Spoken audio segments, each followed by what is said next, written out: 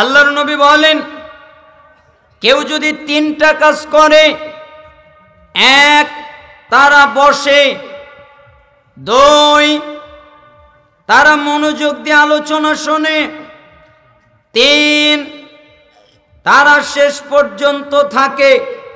আল্লাহ তাআলা বলেন হাদিসে কুদসি, হে নবী আপনি বলেন, কদ গফরাল্লাহু লাকুম যুনুবাকুম, আল্লাহ তাআলা তোমাদের অতীত জীবনের যত পাপ আছে সবগুলো মাফ করে দিয়েছে। অতীত জীবনের কোনো পাপ নেই, সব মাফ। একথা আল্লাহ বলছেন আল্লাহর নবীর মাধ্যমে। আর কি হবে জানো? ওয়া বুদ্দিলাত সাইয়্যাতিকুম হাসানাত, এবং তাদের পাপকে এবং তাদের গুনাহকে এবং তাদের অপরাধকে আমি আল্লাহ নেকিতে পরিবর্তন করে দিয়েছি। পাপ নেকি, হাদিস সহিহ। আলবানী রহিমাহুল্লাহ তার সহিহায় নিয়ে এসেছেন, আল মুজামুল কাবিরে এসেছে, তাবারানীতে এসেছে, আরো বিভিন্ন কিতাবে হাদিসটা পাওয়া যায়, তবে আমাদের দেশে অজানা কিতাবে আছে। আজকের এই হাদিসটা যদি এই এলাকার লোকেরা জানতো, এই এলাকার লোকেরা বুঝতো, তাহলে আমার মনে হয় এত বড় মাঠ জায়গা দেওয়া যেত না, তাই না? তারা এসে তারা ভাবতো যে আমরা তো পাপ করি, আমাদের পাপ তো অনেক, যাই না আজকের দিনে আমাদের পাপটা ক্ষমা করে নিয়ে আসি। এই ওসিলায় তারা তাদের পাপটাকে মাফ করতে আসতো। আপনি যদি জোহরের সালাত আদায় করেন, আসরের সালাত আদায় করেন, মাঝখানে যত সগীরা গুনাহ হয়ে যায় আল্লাহ মাফ করে দেয়, কিন্তু গুনাহ নেকি হয় না। আপনি যদি জুমার সালাত আদায় করেন, পরবর্তী জুমা আদায় করেন, মাঝখানে যত সগীরা গুনাহ আছে আল্লাহ ক্ষমা করে দেয়, কিন্তু গুনাহ নেকি হয় না। আপনি যদি রমাদানের সিয়াম পালন করেন, পরবর্তী রমাদানের সিয়াম পালন করেন, মাঝখানে যত সগীরা গুনাহ হয়ে যায় আল্লাহ তাআলা ক্ষমা করে দেয়, কিন্তু গুনাহ নেকি হয় না। আপনি যদি হজ আদায় করেন, হজ পালন করেন, আর আল্লাহ যদি আপনার হজকে কবুল করেন, তাহলে মনে হবে আপনি নিষ্পাপ বাচ্চা। একটা বাচ্চা ভূমিষ্ঠ হলে যেরকম তার গুনাহ থাকে না, কেউ যদি হজ করে আর তার হজ যদি কবুল হয়ে যায়, তাহলে তার অতীত জীবনের কোনো গুনাহ থাকে না, তার গুনাহ মাফ হয়ে যায়, কিন্তু গুনাহ নেকি হয় না। কিন্তু এই মজলিস একটা আশ্চর্য মজলিস। এখানে বসে কোরআন সুন্নাহ মনোযোগ দিয়ে শুনে শেষ পর্যন্ত থাকতে পারলে গুনাহ মাফ হয়ে যায় এবং গুনাহটা নেকিতে পরিবর্তন হয়ে যায়। তা আপনারা এটা নিতে রাজি আছেন তো? সবাই রাজি? আল্লাহ তাআলা আপনাদের কবুল করুন। আমি পবিত্র কোরআনের একটি আয়াত পাঠ করেছি, সূরা হাশরের 7 নম্বর আয়াতের শেষের অংশ, যেখানে আল্লাহ তাআলা বলেন, ওয়ামা আতাকুমুর রাসূলু ফাখুযুহু, রাসূল তোমাদের যা দেয় তোমরা তা নেও। তার মানে রাসূল যা আদেশ করবেন তা তোমরা পালন করো। ওয়ামা নাহাকুম আনহু ফান্তাহু, রাসূল তোমাদেরকে যা থেকে নিষেধ করেন তা থেকে তোমরা বিরত হও। তার মানে রাসূল যা আদেশ করেন তা তোমরা পালন করো, রাসূল যা নিষেধ করেন তা তোমরা ত্যাগ করো। ওয়াত্তাকুল্লাহ, এ ব্যাপারে আল্লাহকে ভয় করো। ইন্নাল্লাহা শাদীদুল ইকাব, নিশ্চয়ই আল্লাহ শাস্তি দানে কঠোর, কঠিন। আল্লাহ তাআলা কঠিন শাস্তি দিতে পারেন। আল্লাহ শুধু দয়া করতে পারে এমনটা নয়, আল্লাহ শুধু রহমত করতে পারে এমনটা নয়, আল্লাহ আযাব দিতে পারে, আল্লাহ শাস্তি দিতে পারে। অতএব আল্লাহর শাস্তিকে তোমরা ভয় করো। আল্লাহ তাআলা সূরা আহজাবের 36 নম্বর আয়াতে বলেন, ওয়ামা কানা লিমুমিনিন ওয়ালা মুমিনাতিন ইযা কাদাল্লাহু ওয়া রাসূলুহু আমরান আইয়াকুনা লাহুমুল খিয়ারাতু মিন আমরিহিম ওয়া মান ইয়াসিল্লাহা ওয়া রাসূলুহু ফাকাদ দাল্লা দালালাম মুবিনা। ঈমানদার পুরুষ, ঈমানদার নারী, যেই পুরুষ দাবি করে আমি ঈমানদার, যেই ব্যক্তি দাবি করে আমি ঈমানদার, যেই পুরুষ দাবি করে আমি ঈমানদার, যেই নারী দাবি করে আমি ঈমানদার, যেই মহিলা দাবি করে আমি ইমানদার, তার মানে যে দাবি করে আমি ইমানদার, ইমানদার পুরুষ, ইমানদার নারী, এদেরকে যখন আল্লাহ কোনো কাজের আদেশ করেন, আল্লাহ রসুল কোনো কাজের আদেশ করেন, তখন ওই কাজে তাদের ভিন্নতা করার কোনো অনুমতি নাই। কি করার অনুমতি নাই? ভিন্নতা। আল্লাহ নবী বলেছেন সুদ হারাম তো হারামি, খেতে পারবে এই অনুমতি নাই। আল্লাহ নবী বলেছেন ঘুষ হারাম তো হারামি, খেতে পারবে এই অনুমতি নাই। আল্লাহ বলেছেন হারাম হারাম তো হারামি, হারাম খেতে পারবে এই অনুমতি নাই। আল্লাহ বলেছেন শুকর হারাম তো হারামি, খেতে পারবে এই অনুমতি নাই। আল্লাহ যা নিষেধ করেছেন এগুলো করতে পারবে এই অনুমতি নাই। আল্লাহর নবী যা নিষেধ করেছেন এগুলো করতে পারবে এই অনুমতি নাই। কাদের? যারা ইমানদার তাদের। আপনারা তো ইমানদার, তাই না? ইমানদার না হলে তো আর আলোচনা শুনতে আসতেন না, এটাই তো আমরা বুঝতেছি, তাই না? ইমানদার তো। আল্লাহর নবীর সাহাবীরা কি ইমানদার নাকি কোনো সন্দেহ আছে? সন্দেহ করলে ইমানের 12টা বেজে যাবে। তো আল্লাহর নবীর সাহাবীরা ইমানদার কেমন? আল্লাহর নবীর সাহাবীরা মদ পান করতেন, যখন মদ নিষেধ হয় নাই, হারাম এই আয়াত নাজিল হয় নাই, এর আগ পর্যন্ত তারা কি পান করতেন? মদ। তো একদিন তারা পার্টি করবেন, এই জন্য মদিনার অলিগলিতে মদের মস্ক দিয়ে ভরে ফেলেছে। কেন? আজকে মদ পান করব। একটা সাহাবী আল্লাহর নবী সাল্লাল্লাহু আলাইহি ওয়াসাল্লামের কাছে ছিল। আল্লাহর নবী বললেন, আমার উপরে আয়াত নাজিল হয়েছে, মদ তোমাদের জন্য চিরতরে হারাম, তোমরা আর মদ পান করতে পারবে না। ওই সাহাবী দৌড় লাগালেন, দৌড়াতে দৌড়াতে বাকি সাহাবীদের কাছে চলে গেলেন। এরপরে যাওয়ার পরে বললেন, সাহাবীরা, জি আমি আল্লাহর নবীর কাছে ছিলাম, তার কাছে আয়াত নাজিল হয়েছে মদ হারাম, তোমরা আর মদ পান করতে পারবে না। এই কথা যখন সাহাবীরা শুনলেন, তখন আর সাহাবীরা বললেন না ঠিক আছে, মদ যেহেতু খাওয়া যাবে না, আজকের দিন খাই। আমরা যেমন বলি যে আচ্ছা ঠিক আছে, নামাজ যেহেতু পড়বো আগামীকালকে পড়বো, যাকাত যেহেতু দিতে বলছেন আগামী বছর থেকে দিব, সিয়াম যেহেতু থাকতে বলছেন আগামী বছর থেকে থাকবো, এই ইবাদত যেহেতু করতে বলছেন আগামীকাল করব, তাই না? আমাদের এই রোগটা আছে। কিন্তু সাহাবীরা এই কথা বললেন না। তারা হাতে একটা লাঠি নিলেন, 2টা বর্ণনা আছে। এক বর্ণনা এসেছে মশটাকে উল্টিয়ে সবগুলো ফেলে দিলেন, এরপরে পাত্রগুলোকে ভেঙে ফেললেন। আরেকটি বর্ণনায় আছে যার যার হাতে করে একটা করে লাঠি নিলেন এবং তারা মদের মশকের উপরে বাড়ি মারলেন, আঘাত করলেন। সমস্ত মদের মশকগুলো ভেঙে গেল, মদিনার অলিগলিতে মদ ছড়িয়ে পড়ল। সাহাবী বর্ণনা করছেন, মনে হলো ওই দিন মদিনাতে মদের নদী প্রবাহিত হচ্ছে। এরা কি ইমানদার। আল্লাহর নবীর কাছে একজন সাহাবী আসলেন, হাতে হলো স্বর্ণের আংটি।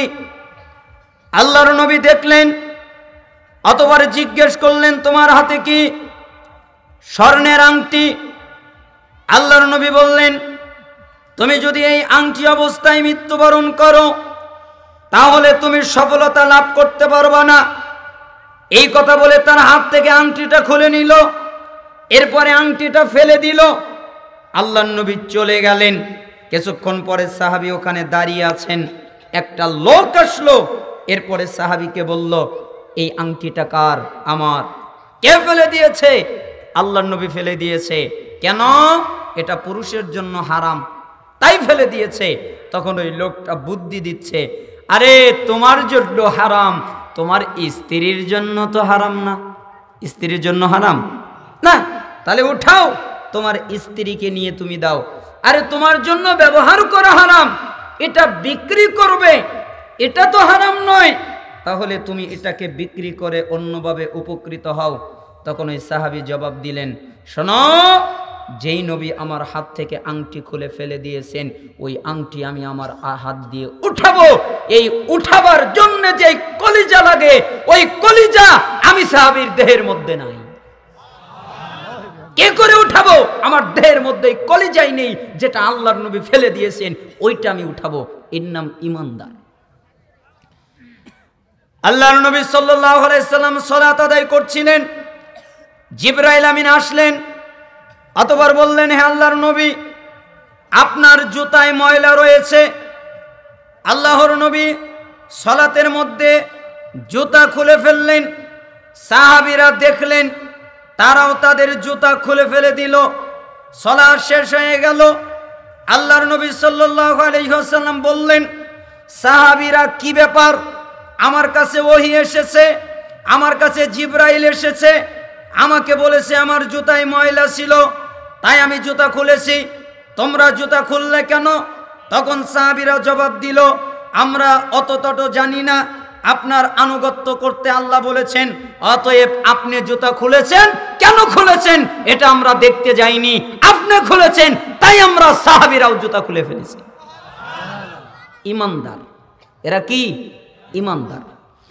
আল্লাহ তাআলা বলেন, ইয়া আইয়ুহাল্লাযীনা আমানু, হে ঈমানদারগণ, আতিউল্লাহ, আল্লাহর আনুগত্য করো, ওয়াতিউর রাসূল, এবং তার রাসূলের আনুগত্য করো, ওয়ালা তুবতিলু আমালাকুম, এমনটা না করে তোমাদের আমলটাকে বাতিল করো না।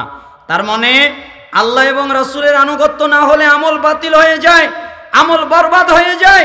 এইটা আমরা বুঝতে পারি নাই, কিন্তু সাহাবীরা ঠিকই বুঝতে পেরেছেন। একদিন আল্লাহর নবী মসজিদে দাঁড়িয়ে আলোচনা করছেন, সাহাবীরা দাঁড়িয়ে আছেন। আল্লাহর নবী সাল্লাল্লাহু আলাইহি সাল্লাম বললেন, সাহাবীরা জি তোমরা বসে যাও। আব্দুল্লাহ বিন মাসউদ রাদিয়াল্লাহু আনহু এখন চৌকাটের সামনে এসেছে, এখনো তিনি চৌকাট পার করে নাই। আল্লাহর নবী যখন বলেছেন বসে যাও, তখন আব্দুল্লাহ বিন মাসউদ রাদিয়াল্লাহু আনহু চৌকাটের বাহিরেই বসে গেছেন। আল্লাহর নবী বললেন, আব্দুল্লাহ, দেখতে পেলেন?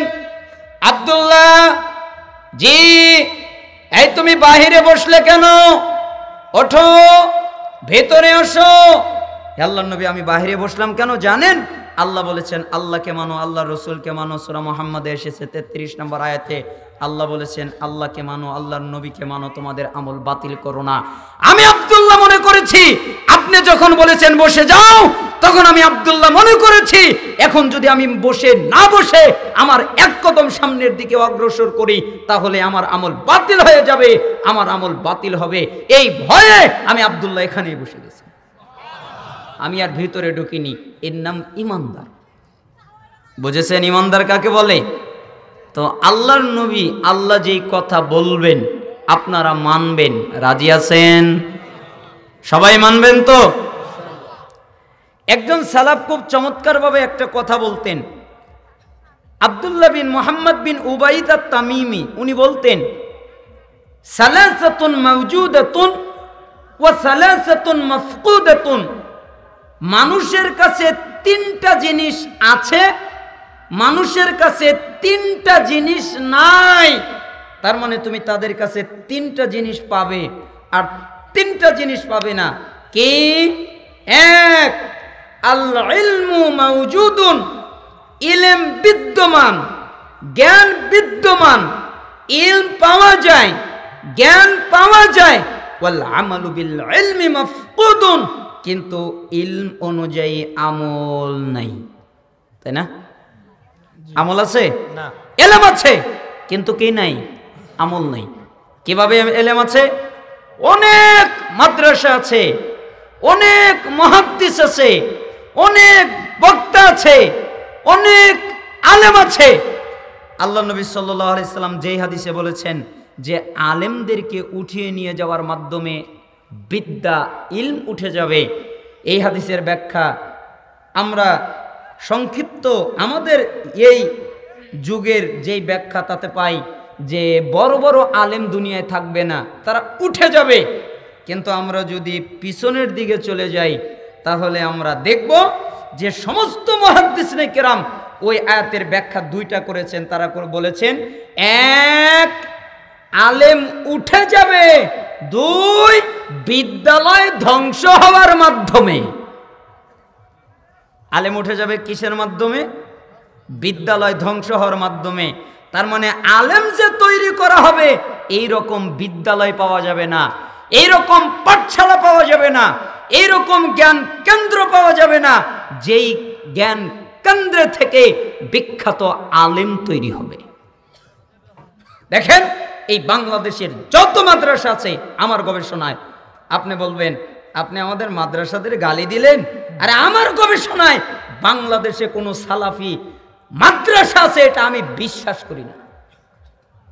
সবগুলোই পেট পূজা, এটা আমি বিশ্বাস করি যে কিভাবে পেট পূজা করতে হয়, কিভাবে পেটের দান্দা করতে হয়, কিভাবে পেট বাঁচাতে হয়, কিভাবে বেতন বাড়াতে হয়, আমি এটা বিশ্বাস করি। সালাফি মানে নামের সালাফি নয়, সালাফি মানে সাহাবীদের নীতির মাদ্রাসা নাই।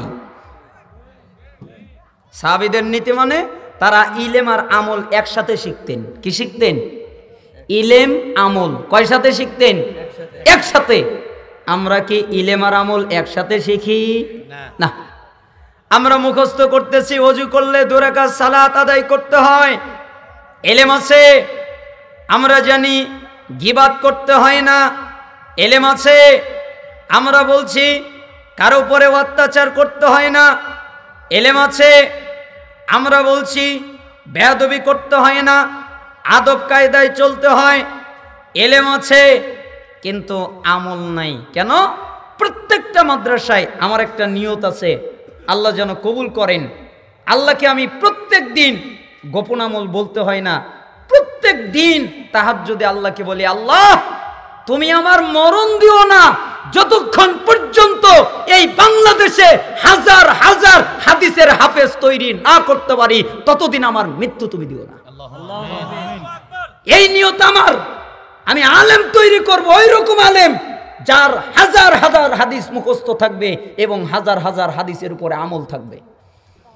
আমি যদি একটা হাদিস পড়াই, তাহলে 100টা হাদিস যদি পড়াই, 100টা হাদিসে যদি 100 নাম্বার দেই, তাহলে আমি 80 নাম্বার দেব আমলের উপরে, আর 20 নাম্বার দেব হলো মুখস্থের উপরে। তে আমল করেছিস না করি নাই, তাহলে তোর 80 কাটা। এই ওযু করে 2 রাকাত সালাত পড়তে হয়, পড়েছিস? পড়ি নাই, তোর রেজাল্ট কাটা। মসজিদে ঢুকে 2 রাকাত সালাত পড়তে হয়, পড়েছিস? পড়ি নাই, তোর নাম্বার কাটা। মানুষের গীবাত করতে হয় না, তুই তাও গীবাত করেছিস, তোর নাম্বার কাটা। কারোর সাথে ঝগড়াঝাটি করতে হয় না, তুই করেছিস, তাও তোর নাম্বার কাটা। ঠিক এরকম প্রতিষ্ঠান যদি বাংলাদেশে আবার তৈরি হয়, তাহলে ইমাম বুখারী মুসলিমের মতো আবার আলেম তৈরি হবে ইনশাআল্লাহ। সবারই পেটের চিন্তা। আর সিলেবাস করে কি জানেন? যুগোপযোগী। লাথি মারি সিলেবাসের উপরে। যুগোপযোগী মানে যুগের সাথে তাল মিলিয়ে আমার সিলেবাস করতে হবে। আরে আমি সিলেবাস করব আল্লাহর দেওয়া সিলেবাস, আমি সিলেবাস করব সাহাবীদের সিলেবাস, আমি সিলেবাস করব আল্লাহর নবীর সিলেবাস। যুগের সাথে কিসের মিল? আল্লাহর নবী যা বলেছেন, আল্লাহর নবীর সাহাবীরা যা বলেছেন, আল্লাহ যা বলেছেন, ওটাই সিলেবাস। যুগের সাথে মিলুক আর যুগের সাথে না মিলুক, ওতে আমার কিচ্ছু আসে যায় না। আর আমরা যুগের সাথে মিলাতে চাই, তার মানে যুগ যেরকম ভাবে চলে আমাকে ওইভাবে চলতে হবে, তাই না? তার মানে ইলম আছে, আমল নাই। 2 ওয়াল আমালু মাওজুদুন, আমল বিদ্যমান, আমল পাওয়া যায়, আমল আছে। ওয়াল ইখলাসু ফিহি মাফকুদুন, কিন্তু আমলের ভিতরে ইখলাস নাই, আন্তরিকতা নাই, একনিষ্ঠতা নাই। আল্লাহর জন্য যে আমলটা করতে হয় এইটা তাদের কলবের ভিতরে নাই। আমল করে ঠিকই, কিন্তু একনিষ্ঠতা নাই। এই জন্য তো মোরগের মতো ঠক ঠক ঠক ঠক করে রুকু করে, সেজদা করে, কোনো বিনয় নম্রতা কিচ্ছু নাই। কেন? আমল আছে, ইখলাস নাই। ওয়াল হুব্বু মাওজুদুন, 3 ভালোবাসা বিদ্যমান, ভালোবাসা পাওয়া যায়, ভালোবাসা আছে। আচ্ছা আপনারা কি বলেন, ভালোবাসা নাই? আপনাদেরকে যদি প্রশ্ন করি, আল্লাহর জন্য জীবন দিতে পারবেন? এই মিথ্যা বলিয়েন না, যা বলবেন সত্য বলবেন। আল্লাহর জন্য জীবন দিতে পারবেন? কে কে পারবেন 2 হাত উঁচু করে দেখান। যে পারবেন না হাত ওঠায়েন না। লিল্লাহি তাকবীর। হাত নামান, আমার বোঝা শেষ। তার মানে আপনারা সবাই জীবন দিতে পারবেন। কার জন্যে? আল্লাহর জন্যে। আবার যদি বলা হয় আল্লাহর নবীর জন্য জীবন দিতে হবে, তাও পারবেন? আল্লাহর জন্যেও জীবন দিতে পারবেন, আল্লাহর নবীর জন্যও জীবন দিতে পারবেন। কিন্তু সালাফ উল্টা বলছেন, ওয়াল হুব্বু মাওজুদুন, ভালোবাসা বিদ্যমান, ভালোবাসা পাবে। কিভাবে? আরেক বর্ণনা এসেছে জিজ্ঞেস করো ভালোবাসা পাবে, জিজ্ঞেস করো ভালোবাসা পাবে, প্রয়োগ করো ওয়াল হুব্বু মাওজুদুন, তোমরা ভালোবাসা পাবে। ওয়াসিদকু ফীহি মাফকুদুন, কিন্তু ভালোবাসার ভিতরে সততা নাই, সবগুলো মিথ্যা ভালোবাসা। এরা আল্লাহর জন্য জীবন দিতে পারবে কিন্তু দাড়ি রাখতে পারবে না। এরা আল্লাহর জন্য জীবন দিতে পারবে, মরে যেতে পারবে, সুদ ছাড়তে পারবে না, ঘুষ ছাড়তে পারবে না, গান ছাড়তে পারবে না, বাজনা ছাড়তে পারবে না, বেহায়াপনা ছাড়তে পারবে না, বেলল্লাপনা ছাড়তে পারবে না, বেপরদা ছাড়তে পারবে না, মরতে পারবে। তাই না? আপনারা তো সবাই হাত উঠিয়েছেন, এখানে তো আমি কত লোক দেখতেছি যাদের দাড়ি নাই। তার মানে আপনি মরতে পারবেন কিন্তু দাড়ি রাখতে পারবেন না। আপনার হুশ হবে না তো? আজকের আলোচনায় আপনার হুশ হবে না। হাত উঠিয়েছেন এই পর্যন্তই ক্ষান্ত, কিন্তু আপনি দাড়ি রাখবেন না, আপনি দাড়ি বাড়াবেন না। আপনি আবেগ দিয়ে বলতে পারবেন মরে যেতে পারবো, মরা একটা মরা কঠিন ব্যাপার, মরে যাব সহজ ব্যাপার। সহজ না?